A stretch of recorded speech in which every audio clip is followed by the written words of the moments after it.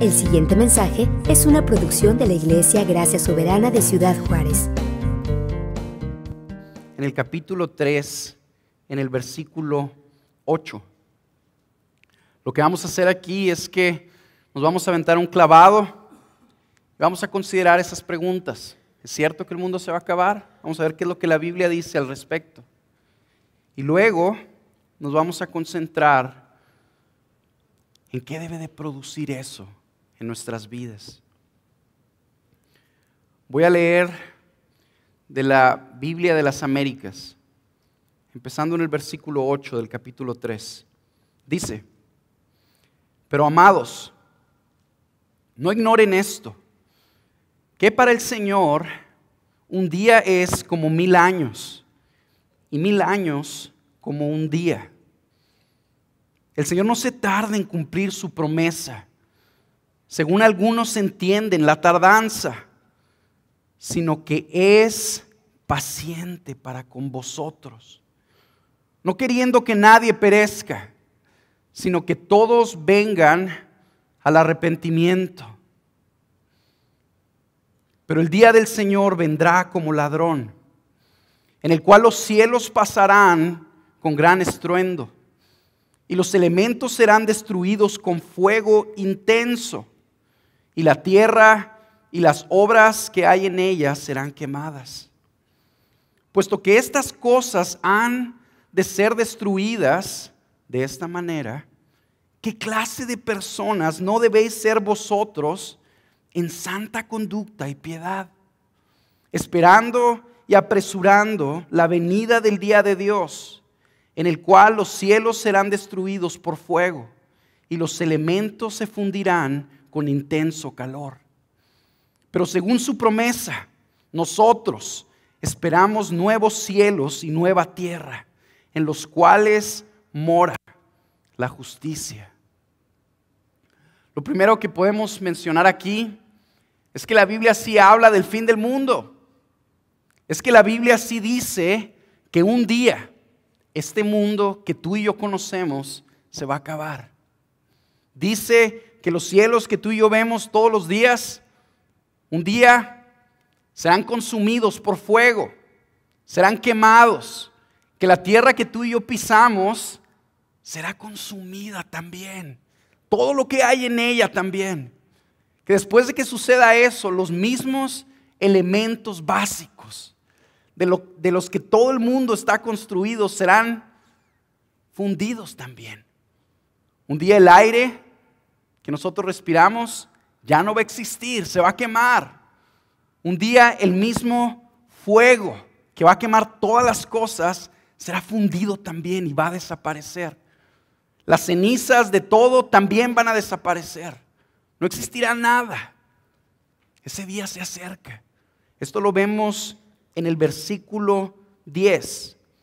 Pero el día del Señor vendrá como ladrón, en el cual los cielos pasarán con gran estruendo, y los elementos serán destruidos con fuego intenso, y la tierra y las obras que hay en ella serán quemadas. Ok, otra cosa que nos dice rápidamente este pasaje es que el fin del mundo está ligado a una promesa. Quiero que lo vean conmigo. Versículo 9. El Señor no se tarda en cumplir su promesa. ¿Cuál promesa?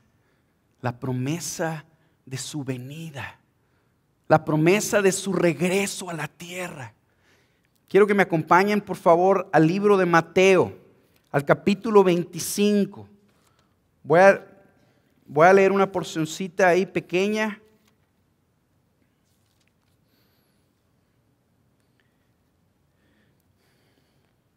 En el versículo 31. Está Jesús hablándole a sus discípulos. Y fíjense lo que dice. 25:31. Pero cuando el Hijo del Hombre venga en su gloria y todos los ángeles con él, entonces se sentará en el trono de su gloria. Y serán reunidas delante de él todas las naciones. Y separará a unos de otros, como el pastor separa las ovejas de los cabritos. y pondrá las ovejas a su derecha y los cabritos a su izquierda. Versículo 34. Entonces el rey dirá a los de su derecha: venid, benditos de mi Padre, heredar el reino preparado para ustedes desde la fundación del mundo. Y luego acompáñenme al versículo 41. Entonces le dirá también a los de su izquierda: apártense de mí, malditos, al fuego eterno que ha sido preparado para el diablo y sus ángeles. Ok. El fin del mundo está ligado a una promesa, esta promesa, la promesa del regreso de Cristo. Jesús le dijo a sus discípulos: así como yo me voy a volver. Y un día voy a estar aquí otra vez con ustedes, pero cuando venga, mi venida será diferente. Voy a venir con gran gloria. Van a venir mis ángeles conmigo y me voy a sentar en un trono. Y delante de mí van a ser puestas todas las naciones. Todas las naciones. Ahí estaremos tú y yo también. Y voy a separar esas naciones. Voy a hacer 2 grupos solamente. Uno de esos grupos estarán a mi derecha y otros estarán a mi izquierda. Los que están a mi derecha van a ser bendecidos en sobremanera. Los que están a mi izquierda serán castigados. Aquellos que estarán en un grupo y en el otro, la razón por la que van a estar o aquí o acá va a ser por la forma en la que respondan a mí en esta tierra.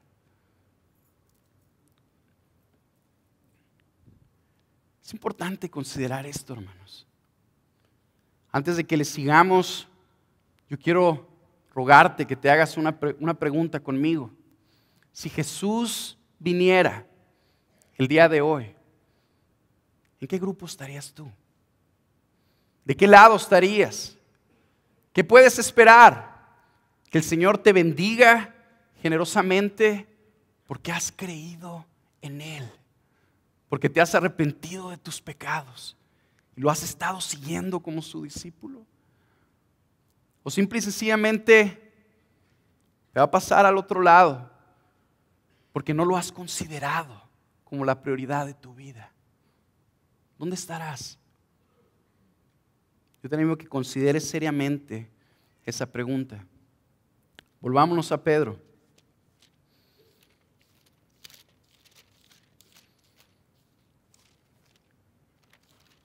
Ok.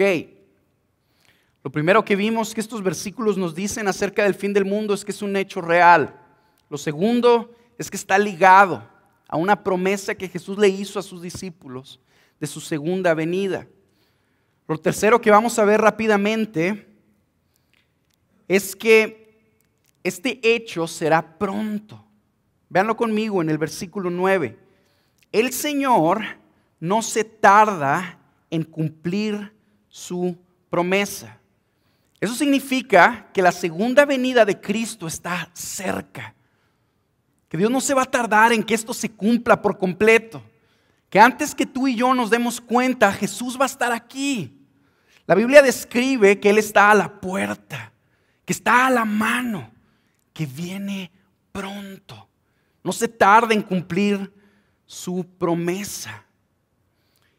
Yo quiero decirles que para mí es fácil dudar de esto, porque yo escuché esta promesa desde que me convertí en cristiano. Han pasado 10, 11 años y aparentemente las cosas siguen igual. Aparentemente no. Todo está igual. Y eso me lleva a mí a decir, bueno, ¿irá a venir el Señor? Luego cuando me pongo a pensar, bueno, esta promesa el Señor Jesús se la hizo a su iglesia en el primer siglo. Ya pasaron 2000 años. ¿No será este tiempo que ha transcurrido una evidencia de que esa promesa no ha de cumplirse? Yo creo que hay 2 cosas que debemos de considerar aquí. Número 1, recordemos, hermanos, ¿quién fue el que hizo esta promesa? Fue el que resucitó de los muertos, el que venció la muerte. Él es el que hizo esta promesa, el que creó el universo entero. Claro que va a cumplir esta promesa, porque es fiel y es cierto todo lo que Él dijo.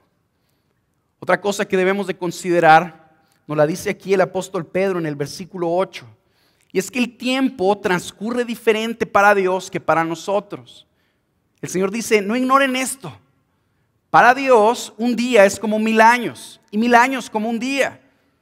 Para no meternos en mucho rollo de qué quiere decir esto, simple y sencillamente podemos meditar en esto. El tiempo transcurre de manera diferente para Dios. A lo mejor para ti y para mí ha transcurrido mucho tiempo desde que Jesús lo prometió. Pero Jesús sigue esperando. Y le está diciendo, ya mero voy y cumpliré aquello que he prometido. Otra cosa que vemos aquí es la razón por la que Jesús no ha regresado. Y la razón dice que Él está siendo paciente. Ahí dice en el versículo 9. No se tarda en cumplir su promesa, según algunos entienden la tardanza, sino que es paciente para con vosotros, no queriendo que nadie se pierda. El Señor no quiere que nadie se pierda. Él quiere que todos nosotros procedamos al arrepentimiento. Él no quiere que nadie sea maldecido aquel día, sino que seamos bendecidos generosamente con su gracia. El Señor está esperando a que nos arrepintamos, pues. Ese es el motivo de su tardanza. Algo que debemos de tomar en cuenta es que si la iglesia primitiva, nuestros primeros hermanos, esperaban el cumplimiento de esta promesa en cualquier momento, con más razón tú y yo debemos de esperarlo. Ya pasaron 2000 años. La iglesia vivía esperando su venida día a día. ¿Cuánto más no debemos de vivir así nosotros y vivir preparados para ello? La otra cosa que vemos es que su venida será sorpresiva. Él va a venir como un ladrón, cuando nadie se lo espera. Ok, vamos a tratar de contestar 2 de las preguntas que nos hicimos al principio. ¿Será cierto que el mundo algún día se va a acabar? Por supuesto.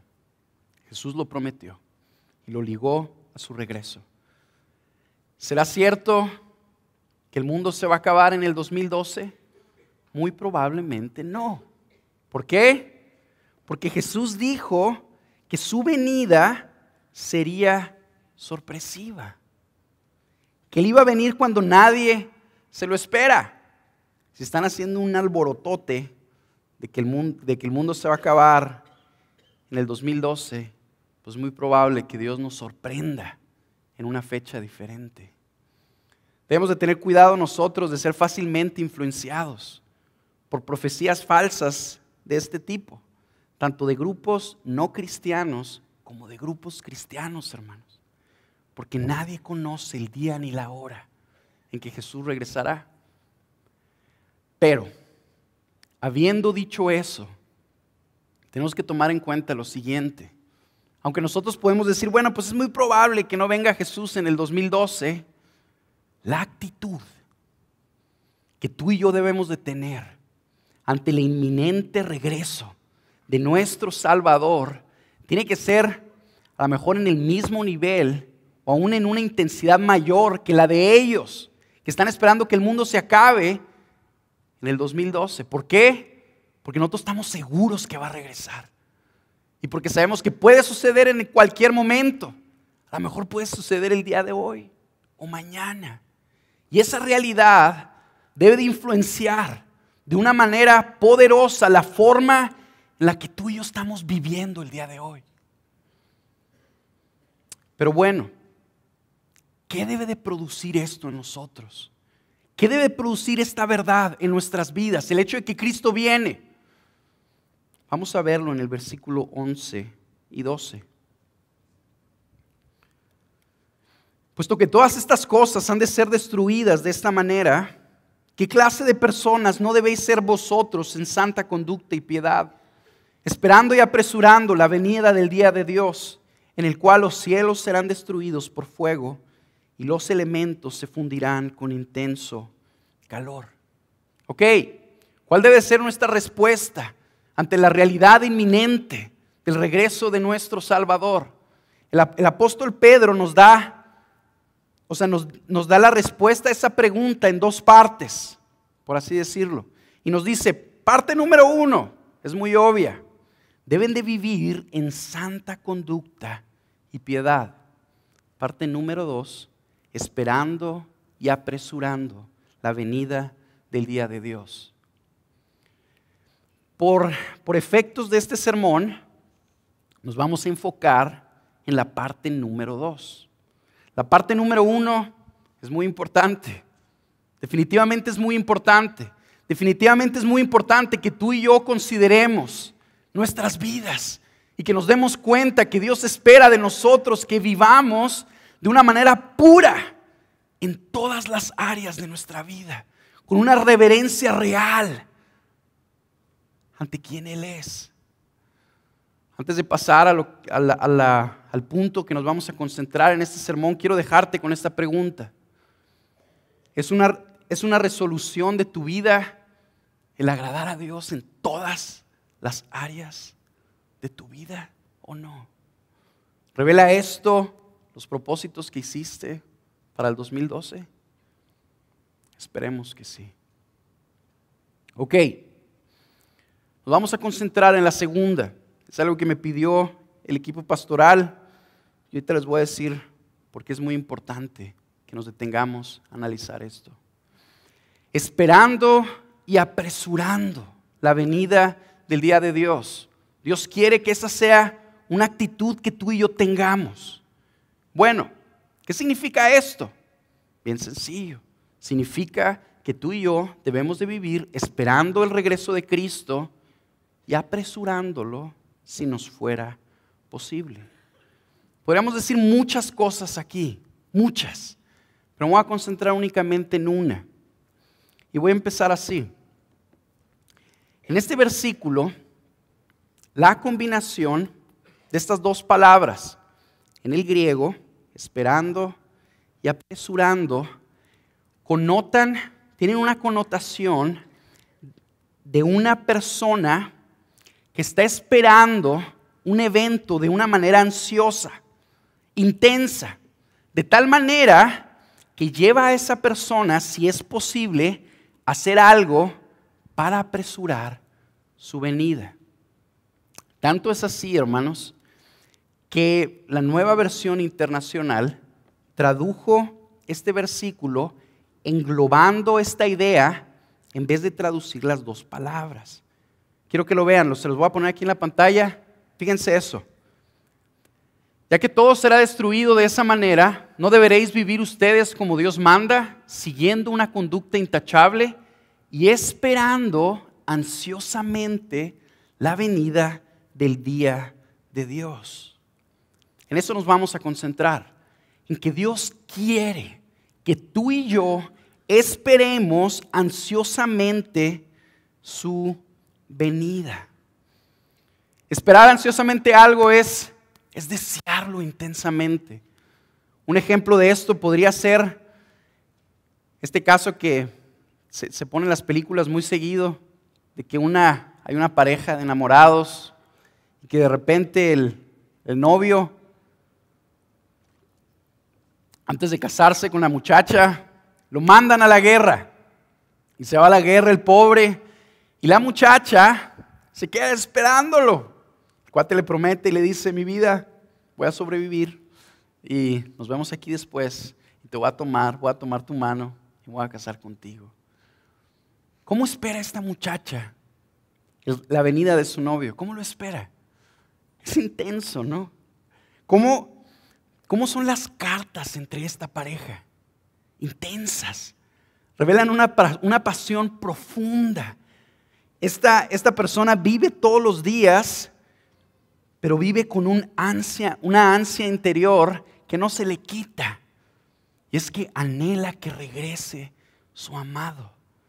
Quiere verlo de nuevo y quedarse con él para siempre. Yo quiero preguntarte algo.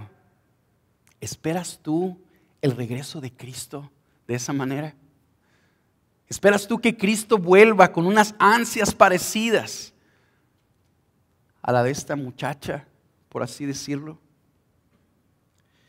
Yo quiero decirles algo. Yo sí quiero que Cristo vuelva. Yo soy cristiano. Pero al analizarme me doy cuenta que no lo espero con estas ansias. Y si me pregunto por qué, la respuesta es que yo sé que cuando Él venga el mundo se va a acabar.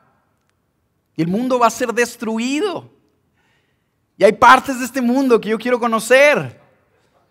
Yo quiero conocer las cataratas del Niágara, por ejemplo. Yo quiero conocer lo que es ser un líder de familia. Quiero saber lo que es ser un padre. Quiero saber cómo florece la planta cuando la riego, poniéndole todo mi esfuerzo y todo mi deseo. Quiero saber cómo florece la voluntad de Dios en mi vida. Todo eso lo quiero, hermanos. Y aunque todas estas cosas son buenas y legítimas, tenemos que darnos cuenta que ellas tienen su fuente de placer en este mundo. Y Dios quiere que tú y yo aprendamos a valorar más los placeres que vendrán en la eternidad, que aún los placeres legítimos que podremos recibir en esta tierra. ¿Por qué será importante que tú y yo busquemos esperar ansiosamente el regreso de Cristo? ¿Por qué será tan importante que el apóstol Pedro lo puso en una categoría aparte e igualmente en un nivel de importancia que el vivir en santidad y piedad? ¿Te das cuenta de eso? El apóstol Pedro, inspirado por el Espíritu Santo, le dice a la iglesia, ¿sabes qué? Cristo viene. Quiero que respondas de dos maneras. Una, viviendo en santa conducta y piedad. Dos, esperando ansiosamente el regreso de Cristo. ¿Por qué será importante eso, hermanos?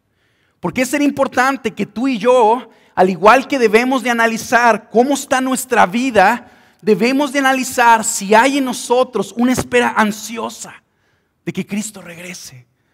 ¿Sabes por qué? Porque la calidad de nuestra espera revela nuestro corazón. La calidad de nuestra espera revela dónde están nuestros afectos y nuestro amor. Y si ustedes y yo no queremos que este mundo se acabe, es porque queremos vivir en este mundo. Y lo malo de eso es que Dios nos está preparando para otra cosa, para otro mundo. Lo malo de eso es que este mundo no es nuestro destino.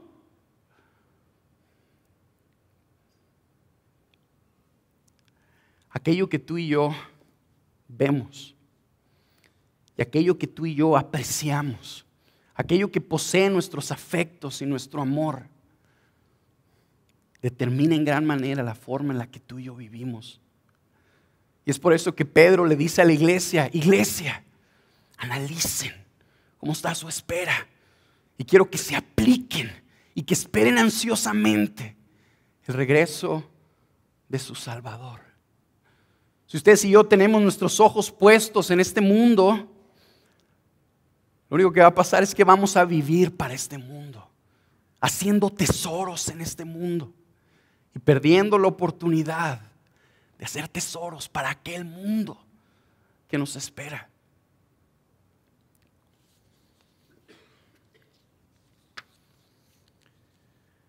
¿Esperas ansiosamente la segunda venida de Cristo? Si eres como yo, te darás cuenta que no mucho. Ok, ¿cómo nos ayuda este pasaje para que tú y yo esperemos con ansias el regreso de nuestro Salvador? Versículo 13.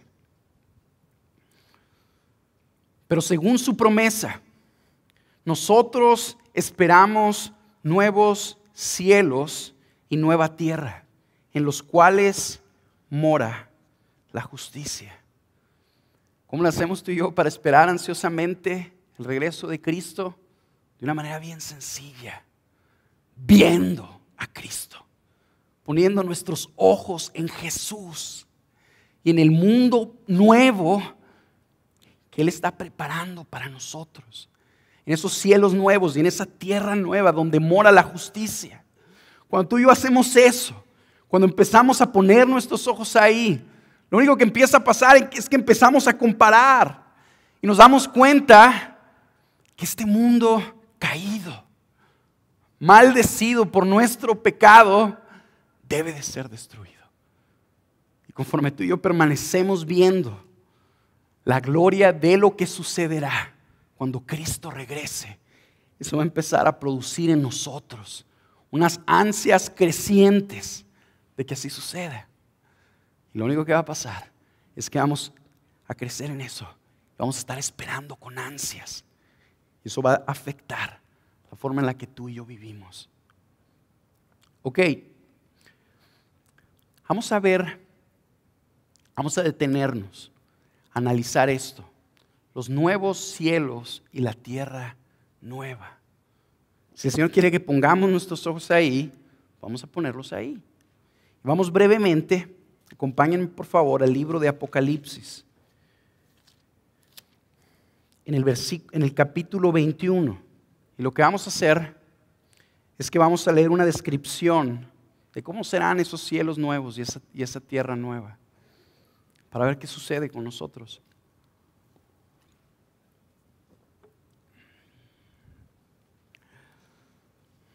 Versículo 1. Y vi un cielo nuevo y una tierra nueva, porque el primer cielo y la primera tierra pasaron y el mar ya no existe. Y vi la ciudad santa, la nueva Jerusalén, que descendía del cielo de Dios, preparada como una novia ataviada para su esposo. Entonces oí una gran voz que decía desde el trono: he aquí el tabernáculo de Dios está entre los hombres, y Él habitará entre ellos, y ellos serán su pueblo, y Dios mismo estará entre ellos.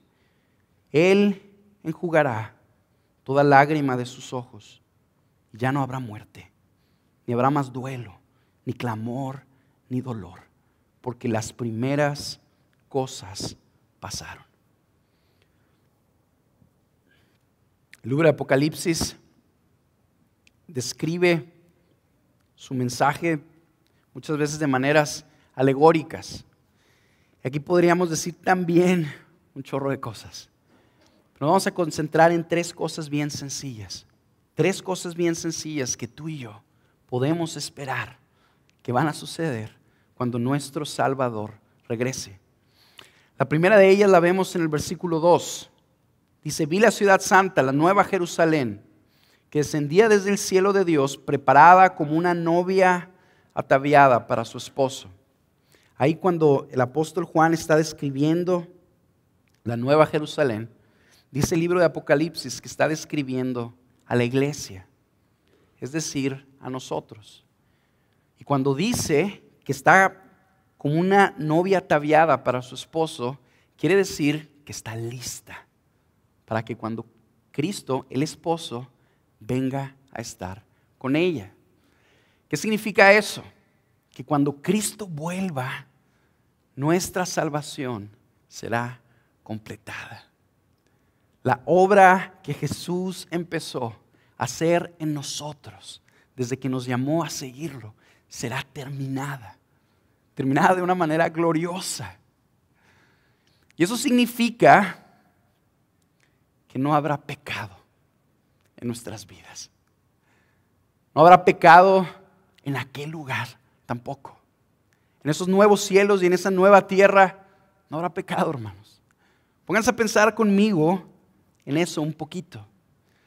Ya no va a existir esta lucha intensa que tú y yo tenemos todos los días por seguir a Cristo. Ya no va a existir estos deseos perversos que tú y yo tenemos dentro de nosotros, que nos quieren arrastrar diariamente a que tú y yo deshonremos a nuestro Salvador. Ya no nos va a estar afofeteando el pecado diariamente. No va a existir lujuria. No va a haber rivalidad entre hermanos. No va a haber envidias. No va a haber rencor. No va a haber egoísmo. Imagínate tu familia sin egoísmo. Imagínate tu matrimonio sin egoísmo. Imagínate esta ciudad sin egoísmo. Eso va a suceder allá. No va a haber orgullo. Las familias van a tener armonía. No van a haber divorcios. No van a haber hijos sin padres. No van a haber padres sin hijos tampoco. No va a haber mentiras. No va a haber traiciones. No va a haber desilusiones. Allá tú y yo podremos confiar completamente en todas las personas, sin miedo a que alguien nos defraude. En todo momento no va a haber ningún tipo de temor y ningún tipo de desconfianza. Ya no va a haber pecado, hermanos. Nuestra salvación será completa. El diablo ya no estará ahí. En esos nuevos cielos y en esa nueva tierra no va a estar Satanás, no va a estar tentándonos continuamente, no va a estar tratando de condenarnos continuamente. No va a estar ahí. Tú y yo vamos a estar viviendo libres por completo para honrar a Dios y agradarlo. Esto va a ser tan natural como el respirar. Todo lo que tú y yo hagamos va a traer gloria a Dios. No tendremos que negarnos para ello. Pónganse a pensar en esto también. Si no va a haber pecado en ese cielo nuevo y en esa tierra nueva, ya no va a haber injusticia. Hay amor a la justicia. Es lo que nos dijo el apóstol Pedro. No va a existir ni siquiera la posibilidad de que existan actos injustos, ni el recuerdo de ellos. La realidad de las cosas es que es increíble, hermanos, la maldad que hay en este mundo. Es increíble la injusticia que hay. Quiero platicarles bien rápido que hace como un mes a uno de mis cuñados en una ciudad del sur de la República le dio una trombosis pulmonar. Se le formó un coágulo en la pierna y le dio un paro, un paro respiratorio en uno de sus pulmones. Y él, cayó desmayado inmediatamente y lo llevaron de urgencias a un hospital popular. Él es un trabajador afiliado y lo llevaron ahí. Mi cuñado estaba al borde de la vida y la muerte. El problema no era tanto que su pulmón había sufrido esa trombosis, sino que el coágulo, el trombo, podía pasar al corazón o al cerebro. Y en el momento en que eso sucediera, él sufría inmediatamente un derrame cerebral o un paro cardíaco y moría. Inmediatamente. Estaba al borde de la vida y la muerte. En cuanto los médicos lo vieron, dijeron, ¿sabes qué? Es importantísimo que te demos esta medicina. Es una medicina muy cara, una medicina que podía disolver ese trombo, ese coágulo. Costaba alrededor de 16,000 pesos esa medicina. Debía de aplicarse en cualquier momento. Esa medicina estaba en existencia en ese momento en el hospital. Y mi cuñado, por ser un trabajador afiliado, por derecho debía de recibir esa medicina gratuitamente. Pues curiosamente, esa medicina no aparecía. Mi cuñado al borde de la vida y la muerte, y esa medicina no estaba. Tuvo entonces la familia de mi esposa que pelearse con los médicos y las enfermeras para que les dieran la medicina, porque era urgente que se la aplicaran. Y se dieron cuenta que unos enfermeros estaban deteniendo esa medicina de aplicársela para poder ellos revenderla después y ganarse unos pesos, unos 16,000 pesos a lo mejor. Este hombre podía morir porque no se le aplicó esa medicina. Diariamente Muere gente así en nuestro país, hermanos. Diariamente muere gente, pierden sus vidas en los hospitales y en las calles porque alguien quiere ganarse unos pesos. ¿Qué hay, por ejemplo, del caso de los 10 federales que atraparon, de que estaban extorsionando a un negociante en nuestra ciudad? ¿Qué hay de ese caso? Yo recuerdo cuando escuché eso que dije, ¿sabes qué? No es posible. No es posible que este grupo de personas que fueron entrenados para servir y para proteger a la comunidad, la estén extorsionando y secuestrando, robándole el dinero. No es posible, no me cabe en la mente. ¿Por qué sucede? Porque vivimos en un mundo injusto, en un mundo donde reina el pecado. ¿Qué hay de la trata de blancas, por ejemplo?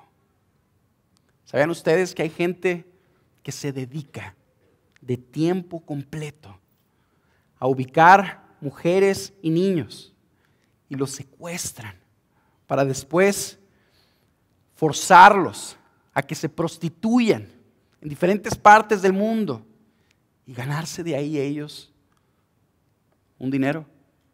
Estados Unidos determinó que la trata de blancas daba como $7 millones anuales. Y hay gente que busca esos $7 millones haciendo eso. Qué terrible que en nuestros países existan, por ejemplo, gobernantes que se enriquezcan con el dinero de los trabajadores de su país a costa de esos trabajadores, a costa del sudor y de la sangre de esas personas. ¿Por qué sucede eso? Es increíble, no puede ser. Es injusto. Eso sucede porque en este mundo hay pecado.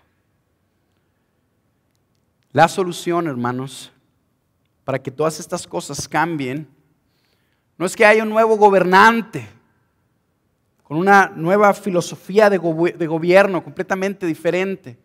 Esa no es la solución. Aun si llegara el hombre más justo al poder, las cosas no cambiarían significativamente. ¿Por qué? Porque estaría tratando de gobernar a personas injustas. Aún en países con buenos gobiernos como Alemania o China o Estados Unidos suceden estas calamidades también. Leí un reporte, por ejemplo, que en Estados Unidos suceden anualmente que 17,500 personas son secuestradas para la trata de blancas, por ejemplo. Anualmente. Yo no sé si conozco por nombre y de manera profunda a 17,500 personas. No sé si las he conocido durante toda mi vida. Imagínense esto. Imagínense que de un año para otro, todas las personas que tú conoces de manera profunda desaparezcan y sean secuestradas para ser prostituidas. Eso sucede anualmente en Estados Unidos. Eso sucede en un mundo injusto. La solución no es un mejor gobierno. La solución es que Cristo venga. Esa es la solución. ¿Por qué? Porque cuando Cristo regrese, Él va a destruir a los impíos. Los va a consumir con fuego. Y no solo a los impíos, sino el mundo donde esa impiedad sucedió. Ese mundo será quemado para que ya ni siquiera exista el recuerdo de todo ello. Que ni siquiera se mencione. Allá, en los nuevos cielos y en la tierra nueva, morará la justicia. No habrá dolor. Todas las lágrimas de los hombres que estén allá serán enjuagadas. No habrá muerte. No habrá más separación. No habrá duelo. Ni clamor. Todo eso se va a acabar cuando Cristo venga. Allá Él va a reinar de una manera perfecta, justa. Y todo lo que suceda va a ser honroso para Él. Todo lo que suceda va a ser agradable a Él. Todo, en todo momento.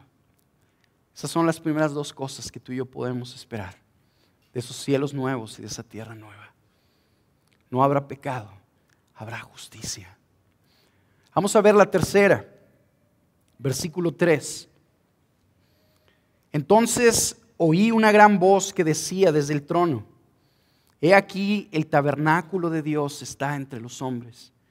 Y Él habitará entre ellos, y ellos serán su pueblo, y Dios mismo estará entre ellos. Dale la vuelta, por favor, y acompáñame a leer el versículo 4 del capítulo 22.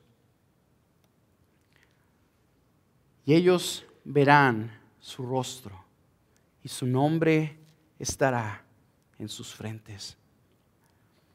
¿Sabes qué otra cosa va a suceder en esos nuevos cielos y en esa tierra nueva?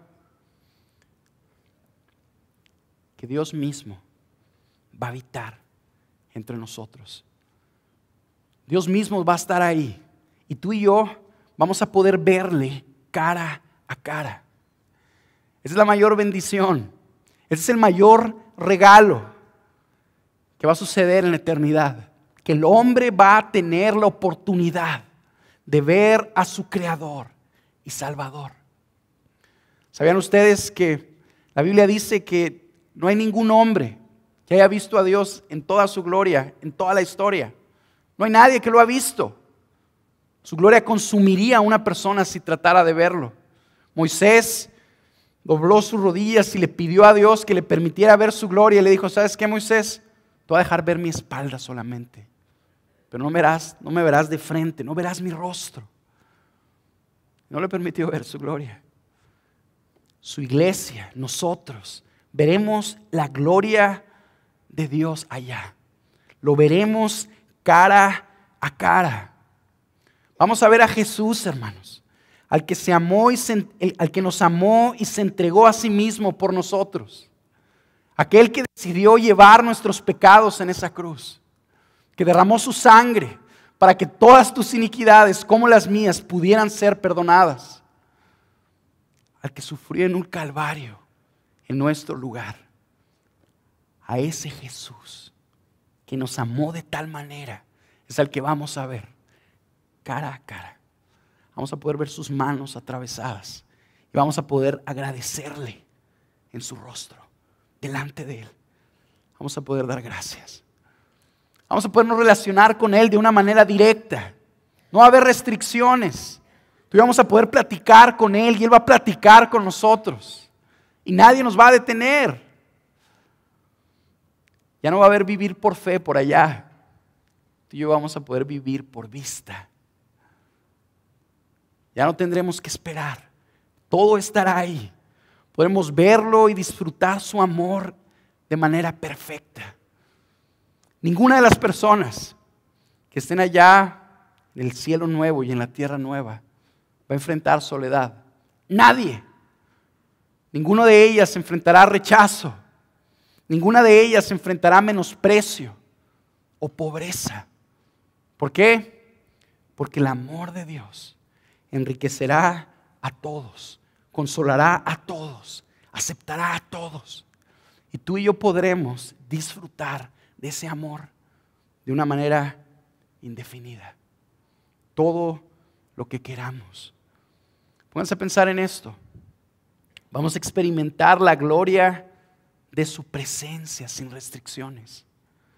Vamos a sentir ese calor abrasador, esa ternura incomparable, esa eternidad que nuestro corazón percibe. Vamos a estar disfrutándolo en todo momento. No se va a acabar para nada. Nunca nadie nos va a detener. Y con el paso del tiempo, ese deleite será cada vez mayor. Y la gloria y la adoración que Él reciba cada vez será más profunda. La mayoría de nosotros hemos experimentado un poco de estas delicias. Hemos probado el amor de Dios y ha cambiado nuestras vidas. hemos sentido la presencia de Dios. Nos hemos dado cuenta que es algo incomparable, que ninguna otra cosa da en este mundo. Dense cuenta de esto, hermanos. Esos placeres que Dios nos ha permitido disfrutar, y a ti y a mí, son como pequeñas gotas de un mar interminable que allá vamos a disfrutar.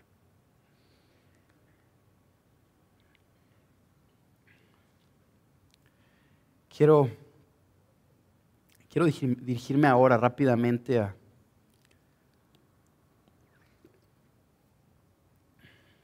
algunas personas que al estar escuchando todo esto no le encuentran mucho sentido de esperar ansiosamente a Jesús.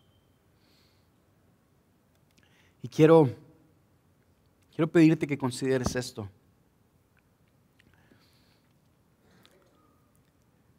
Es probable que no estés esperando o deseando el regreso de Cristo con ansias al escuchar estas cosas. Es probable que sea porque no lo conoces. Es probable que has sido satisfecho con una idea conceptual de Dios. Es probable que hayas igualado el seguir a Cristo simple y sencillamente como un estilo de vida. Solamente una alternativa más de tantas que existen en este mundo. Y quiero animarte. Quiero animarte a que te analices y quiero animarte a que le pidas a Jesús que tenga misericordia de ti. Que te permita creer en Él, que te permita arrepentirte de tus pecados y seguirlo y conocer la gloria que hay en Él, la gloria que vendrá con su venida. Que lo hagas pronto. ¿Por qué? Porque su venida será pronto. No sea que cuando vuelva te agarres sin estar preparado y tengas que sufrir vergüenza. Hermanos, cultivemos el hábito de ver a Jesús. Cultivemos el hábito de permanecer con nuestros ojos puestos en Él y aún de ver estos cielos nuevos y esta tierra nueva gloriosa que nos espera. Cada vez que te veas batallando con algún pecado, recuerda esto: esta lucha tiene un fin. Se acerca corriendo el día en que esto se acabe. Ya no habrá pecado en mi vida. Cada vez que te toque sufrir una injusticia o una calamidad, acuérdate de esto: se acerca corriendo el día en que todo esto se acabe. Y todas las lágrimas de mis ojos y de los ojos de mis seres queridos serán enjuagadas por Dios mismo. Cada vez que te encuentres disfrutando algo en este mundo, recuerda también que eso que disfrutas es solamente una sombra de lo que nos espera allá, que es incomparable la gloria que vendrá con su regreso. Se irá a acabar el mundo, hermanos, en el 2012. Ojalá se acabe. Ojalá y se acabe. Ojalá y que este año sea el año que el Señor decida regresar por nosotros y sacarnos de este mundo y quemar todo lo que existe para que podamos disfrutarlo a Él de manera perfecta. Acompáñenme por último al versículo 20 del capítulo 22 de Apocalipsis.